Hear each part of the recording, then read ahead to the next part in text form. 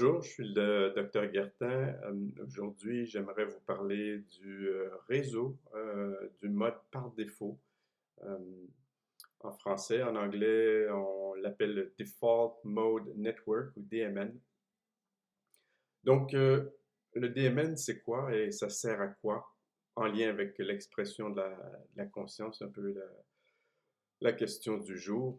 Donc, avant de débuter, comme je le répète souvent dans mes tutos, dans mes vidéos, il faut savoir de quelle conscience on parle parce qu'il y a plusieurs types de conscience. Ça dépend avec qui on discute et dans quel milieu on se trouve. Mais si on prend un exemple, vous êtes avec votre anesthésiste avant une chirurgie, vous lui demandez qu'est-ce que la conscience et quand vous serez inconscient, ben, il vous dira c'est pas compliqué. Vous êtes conscient quand vous n'êtes plus inconscient, c'est-à-dire quand vous êtes éveillé ou réveillé. Et que du coup, vous n'êtes plus conscient et donc vous serez inconscient quand vous dormez ou quand vous serez sous l'emprise des agents anesthésiques comme le propofol ou la lotane que je vais vous injecter. Donc ce niveau de conscience-là, j'appellerais un niveau de conscience minimal de base qui peut être associé à la sentience. Il existe des niveaux plus élevés ou des définitions plus inclusives, plus larges de la conscience. Une conscience de deuxième niveau, voire de troisième niveau. Le deuxième niveau, c'est quand on s'applique à exécuter une tâche plus précise, moins répétitive, qui requiert notre attention. Par exemple, rédiger un document de travail, donner un cours de biologie devant un groupe d'étudiants, arracher une dent méticuleusement si vous êtes dentiste, ou simplement penser à votre souffle ou à votre rythme cardiaque ou à l'état de vos muscles si vous êtes un moine bouddhiste. Le troisième niveau de conscience, vraiment ce que moi j'appelle la conscience transcendante ou la conscience relative, c'est un niveau de conscience qui ne peut être acquise que par la concentration, l'entraînement et la réflexion acquise grâce à l'acquisition de connaissances, afin de voir la réalité telle qu'elle est, dans toute sa relativité, pour permettre ultimement, avec la pratique, une diminution du stress et surtout une augmentation de votre bien-être et de votre contentement général. Bon, pour en revenir au DMN, on ne parle pas ici de juste une ou deux régions spécifiques du cerveau. On parle d'un ensemble de régions qui échangent de l'information sur une base régulière. On parle de régions corticales notamment et quelques régions sous-corticales.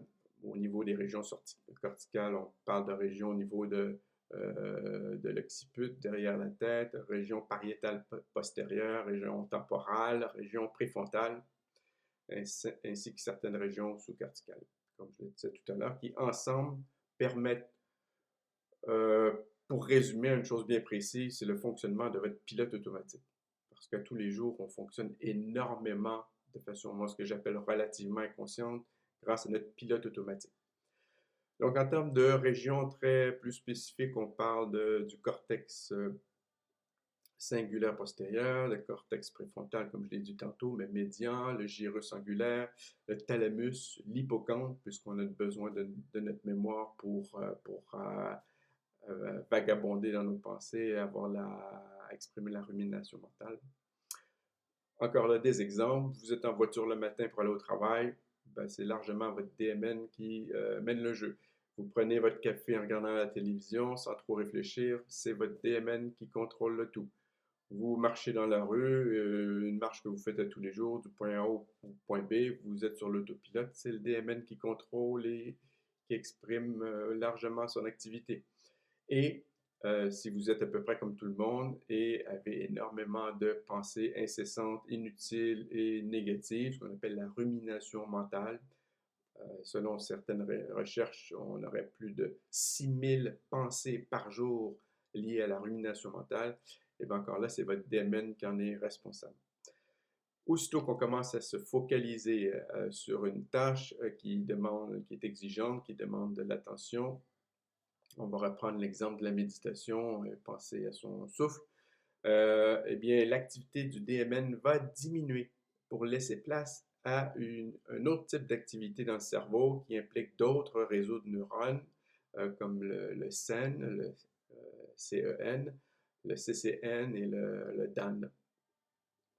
On reviendra dans d'autres vidéos sur ces réseaux de neurones-là. D'un point de vue pathologique, ceux qui présentent de très fortes activités de manière régulière au niveau du DMN sont souvent en prise avec de l'anxiété, du stress chronique, voire de la dépression, et dans les cas les plus graves, la schizophrénie.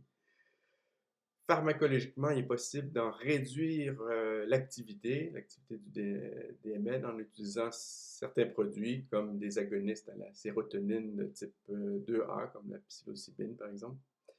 Sinon, d'un point de vue comportemental, on peut aussi agir pour diminuer l'activité quotidienne du DMN en pratiquant une forme de méditation de base comme le MBSR proposé par le docteur Kabat-Zinn il y a plus d'une trentaine d'années.